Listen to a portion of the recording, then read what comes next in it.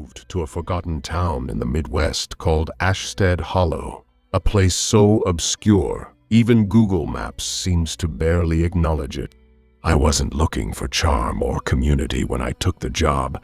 I just needed a paycheck. Manual labor on a construction crew wasn't glamorous, but it paid more than anything I could get back home. Besides, home was complicated now. My mom had been diagnosed with Alzheimer's a year ago. She needed full-time care in a facility, and I needed to stop being unemployed. That's how I ended up here, in a town that felt like it had been left behind by time. I'm naturally introverted, but even then, something about this place felt different.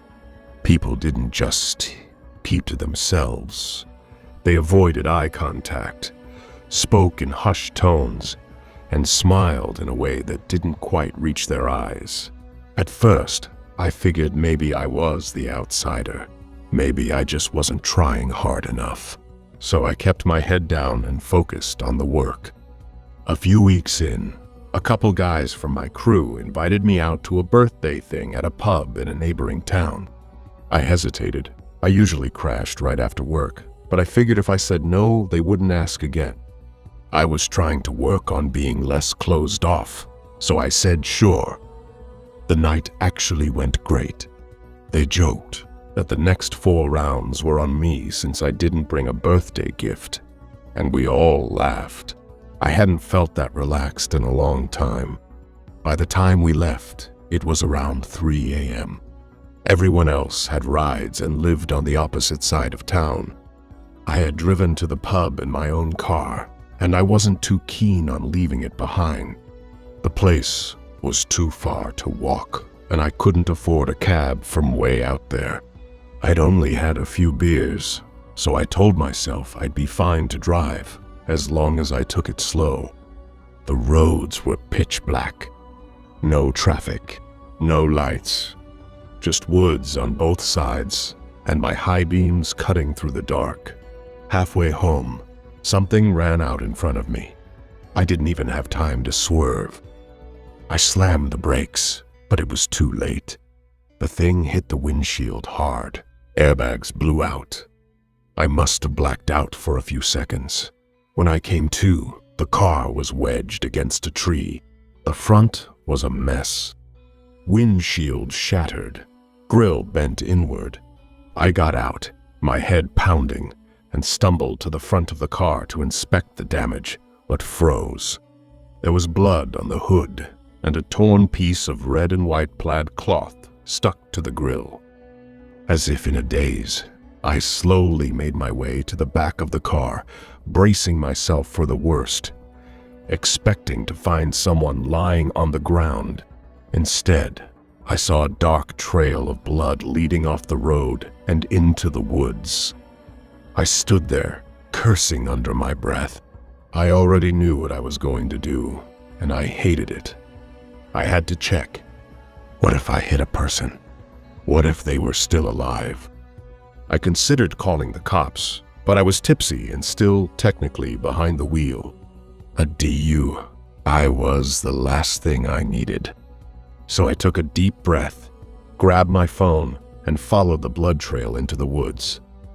I walked for maybe 20 minutes, sweeping my flashlight through the trees, ready to give up. The forest was dead quiet, just the crunch of leaves beneath my boots and the sound of my own breathing. Then I saw a light flickering between the trees. It looked like a campfire, a faint amber glow in the distance. I wondered if it was the person I'd hit. Maybe they were okay. Maybe they'd made it this far and were just resting. I held onto that hope as I moved closer. But then I saw them, shapes. The outlines of several people standing around the fire. I paused. Something felt off. Nervously, I switched off my flashlight and crouched low, creeping forward. The ground dipped into a small clearing where 7 people stood in a loose circle. They were chanting, not loudly, just this low, guttural noise that sent chills down my spine. It sounded like moaning, twisted with something almost primal. like throat singing, but more distorted. I'd never heard anything like it. For a second, I wondered if it was some kind of religious ritual. But the longer I listened, the more wrong it felt, like it wasn't meant to be heard by outsiders. They were standing around something on the ground.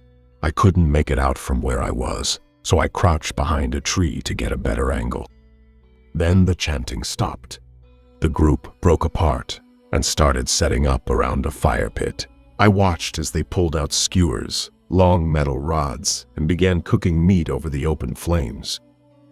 That's when I looked back toward the center of the circle where they'd been chanting, and I saw it.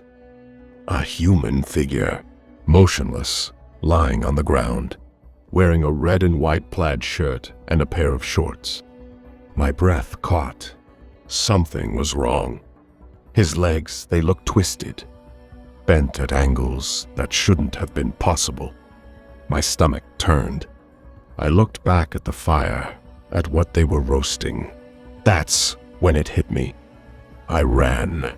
I didn't look back, but it was too late. They'd seen me. I heard the shouts, the fast rustling behind me. Panic made everything worse. I lost my footing and tumbled down a steep slope, slamming hard into the ground. My phone flew from my hand and everything went black again. When I came to, it was morning. A spider was crawling across my face. I freaked and swatted it off, scrambling upright. My whole body ached. I sat there for a moment, dazed, trying to piece things together.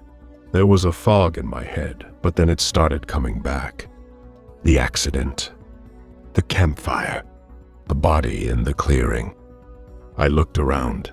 The woods were quiet. No footsteps, no voices, no sign I'd been followed. I got to my feet and carefully made my way back toward the road, trying not to make a sound. I had to know if it was real, if it really happened. I made my way back to the site. The fire pit? Gone.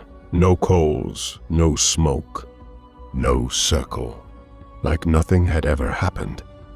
But something caught the morning light, something glinting among the leaves. I brushed them aside with my boot. A gold tooth.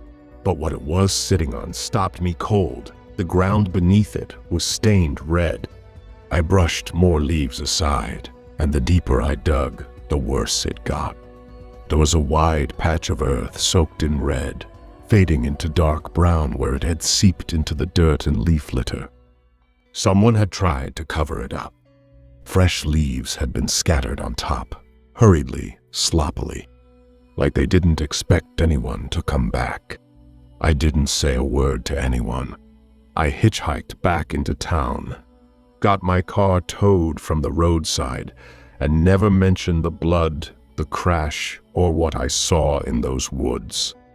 But I still have the tooth. For the next few days, I kept waiting for news. Something about a missing person. But nothing. No reports. No search parties. No names. Just silence. A week later, I was walking out of the local supermarket when I noticed a few guys hanging around my car. I'd just picked it up from the garage the day before. One of them stepped forward. "This your car?" he asked, voice slow, deliberate. I nodded, already uneasy. "Yeah, why?" He shrugged, gave me a tight smirk, and walked off with the others. But just before they rounded the corner, he turned and gave me a look. Not angry, not curious, just knowing. And in that moment, I realized something. I had seen them before. The firelight, the chanting, the clearing in the woods. As I looked around the parking lot, I noticed more people watching. A couple of guys leaning on their trucks. A supermarket worker, frozen mid-step behind a trolley, just staring. The whole town suddenly felt wrong. Tight, watchful, like I'd just overstayed my welcome. I dumped the groceries in the trunk and got the hell out of there. I drove straight home, threw everything I owned into my car, and left within the hour. I didn't tell my landlord or my employer I was leaving. I wasn't sure who else might share the same interests as those 7 men in the forest, and I couldn't afford to find out. I didn't stop until I crossed 3 state lines, and I still think about it, why there was never a missing person report. Was the man in the woods just passing through like me? An outsider, someone who didn't belong? Was he running from them that night, trying to flag me down for help? But those guys at the supermarket, they recognized my car. They knew who I was and what I might have seen. And I can't help but wonder, if I'd stayed just one more night, would I have been the next one lying in that clearing? This happened in the 1980s, when I was a teenager growing up in a small town in upstate New York. There were 4 of us, Ryan, Leo, Dan, and me, and we did what bored kids do when there's no mall, no internet, and not much parental supervision. We explored. Most afternoons, we'd ride our bikes past the last row of houses and into the woods that bordered the edge of town. A lot of it was abandoned farmland or old trails that nobody really used anymore. And if we came across a building, even if it didn't look totally empty, we'd usually find a way in. We just wanted to see what was inside. It felt like our version of urban exploration, only it wasn't very urban. One afternoon, we were riding the old forest trail when Dan's bike hit a raised tree root and he went flying. We all stopped, laughing at first, but when I helped him up, I saw something behind the tree line that immediately caught my eye. It was a house, more like a cabin, really. Run down, overgrown, and almost completely hidden by trees. The weird thing was none of us had ever noticed it before, and we'd been on this path 100 times. Naturally, we had to check it out. The place looked abandoned. No tire tracks, no lights, no sound.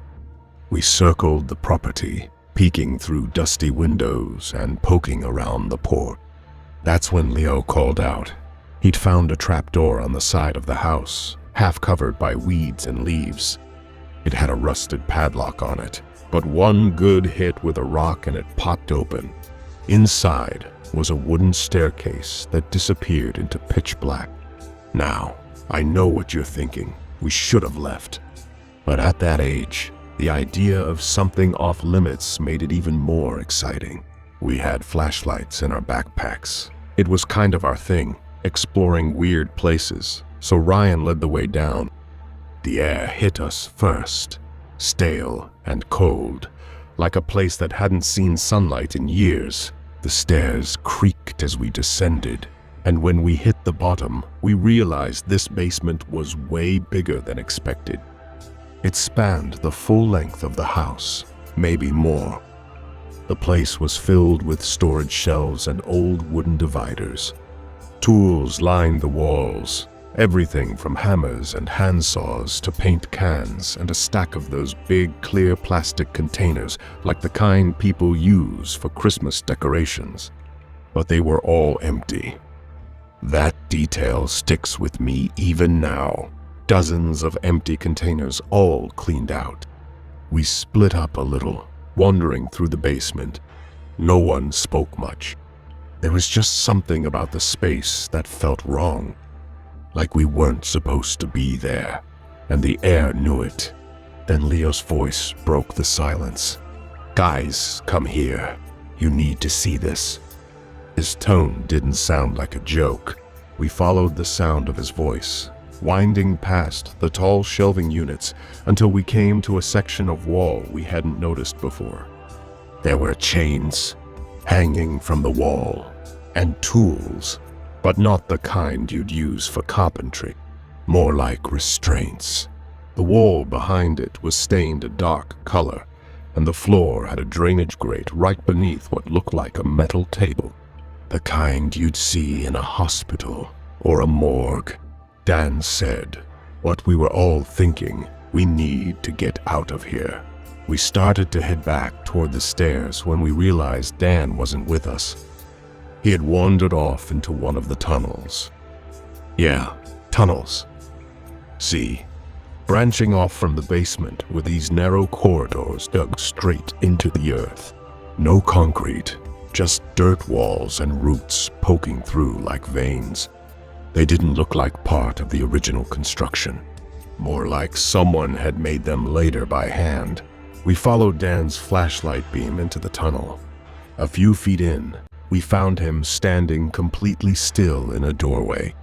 His flashlight was pointed at something on the floor. It was a wooden crate filled with bones. At first, I told myself they had to be animal bones. But then, I saw the shelves along the wall, lined with skulls. Dozens of them. Some were small, some weren't. That's when Ryan yanked Dan back and said, "We're leaving now." We ran hard. But just as we hit the top of the stairs, we heard a truck pulling up outside. We froze, then bolted out of the basement and around the side of the house, trying to make it to the trees. That's when we saw them. Two men stepping out of a rusty pickup truck. One of them smiled when he saw us, like he was expecting us. No words were exchanged. Just that look, like we'd wandered somewhere we absolutely should not have. They started moving toward us. We ran straight past them into the forest, pushing our bikes through the brush until we hit the trail. Then we pedaled faster than I think any of us ever had. As we rode back toward town, we heard one loud sound behind us, like a gunshot. But we didn't stop. We didn't even look back. We didn't go home that night. We were terrified that if those men had followed us, we'd be leading them straight to our families.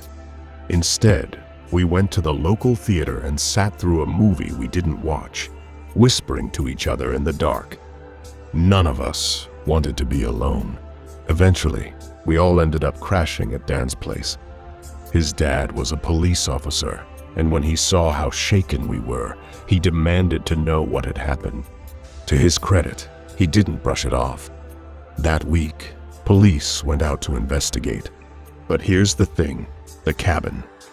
According to county records, it hadn't been lived in for decades.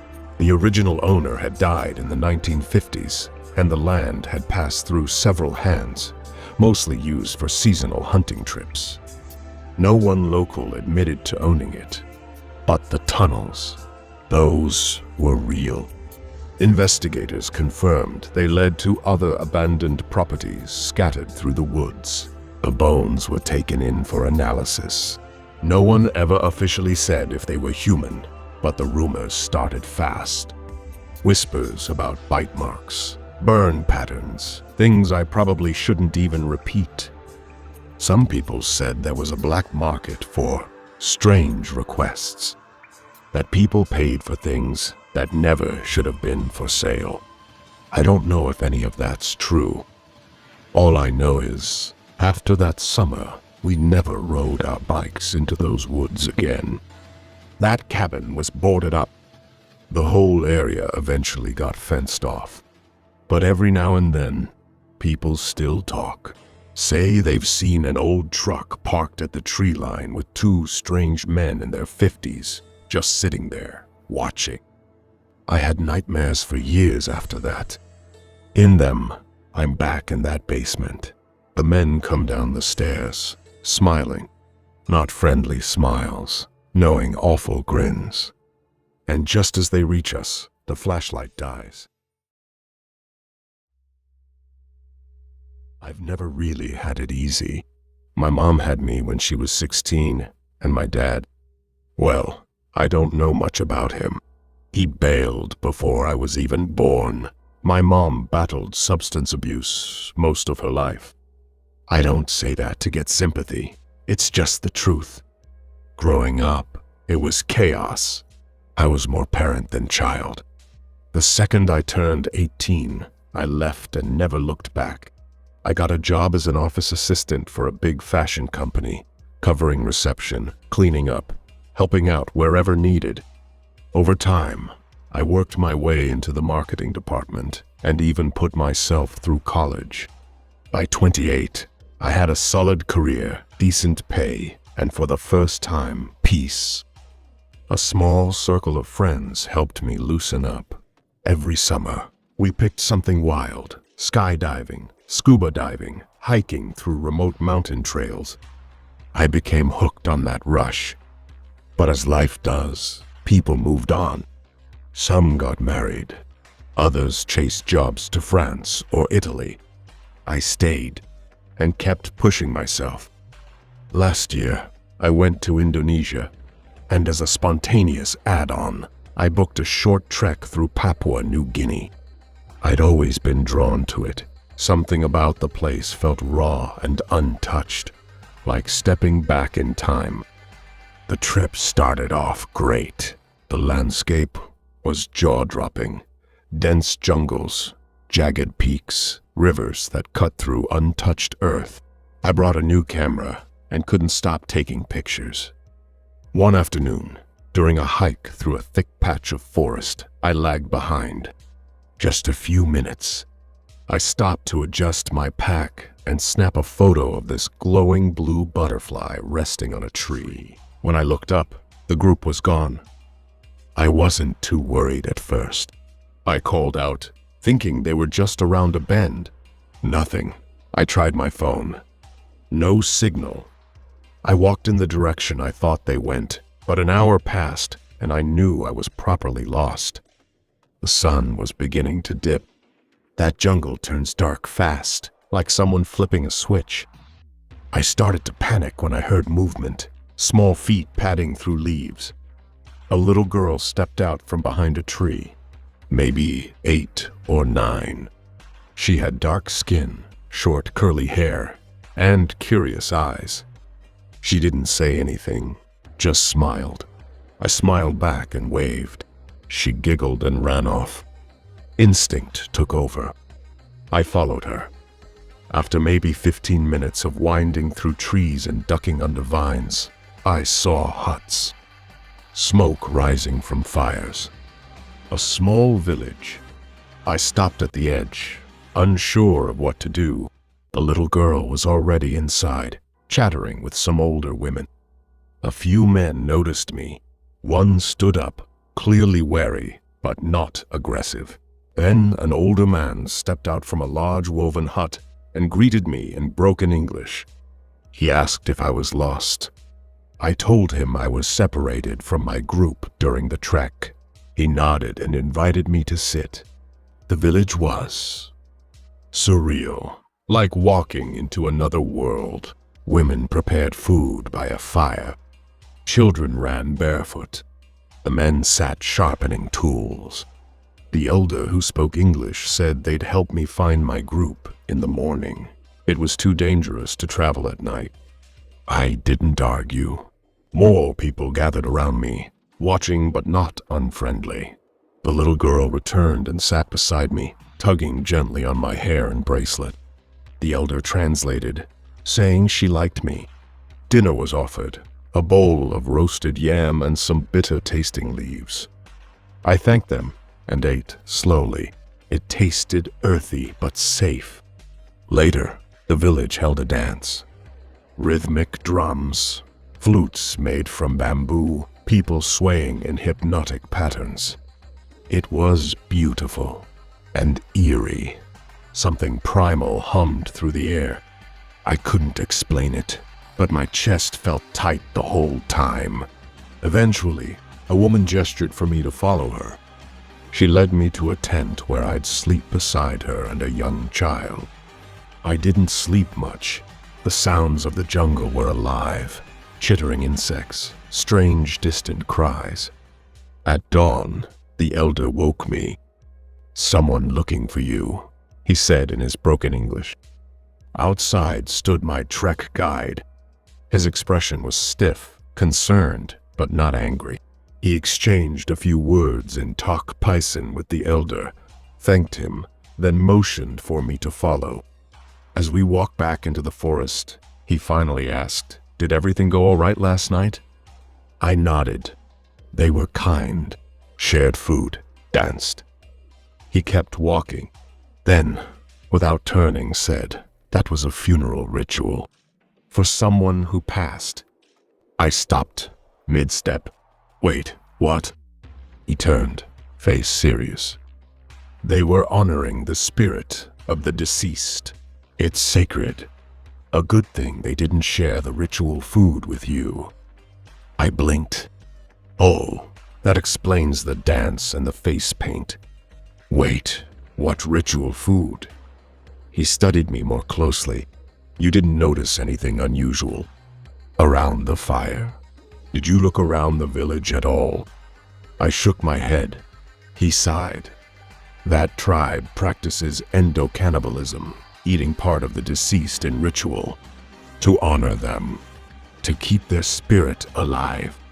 It's rare now, mostly gone, but some tribes still keep the tradition alive." Then, with a harder edge to his voice, "You were lucky. That village has had some exposure to the outside world. They're peaceful, curious. But if you'd wandered into a place that hasn't seen outsiders, it would have been a different story. So many things could have gone wrong. You're lucky the chief's daughter liked you." I didn't say anything after that. That was the final day of the trek. I stuck close to the guide the entire time, keeping to the front of the group. I didn't speak much, didn't take another photo. Something about the way he said, "You're lucky the chief's daughter liked you," kept looping in my head. Not as a joke, as something real, heavy. When I got back home, it took me a few weeks to even go through the photos from the trip. Part of me didn't want to, but eventually, late one night, I loaded the memory card into my laptop. Most of the images were harmless. Trees, butterflies, misty mountain ridges. But one photo made my stomach turn. It was blurry, tilted, probably taken while I fumbled with the camera, trying to adjust my pack. At first, I didn't understand what I was looking at. The image showed the village fire pit. Off to the side, barely lit by the firelight, was a raised wooden platform. I thought it was stacked with woven mats or ceremonial cloth. But when I zoomed in, my breath caught. They weren't mats. They were limbs, arms, legs, arranged carefully, painted, decorated with feathers and ochre. I stared at the screen for a long time. Then I closed the laptop. I never showed that photo to anyone, and I never went back.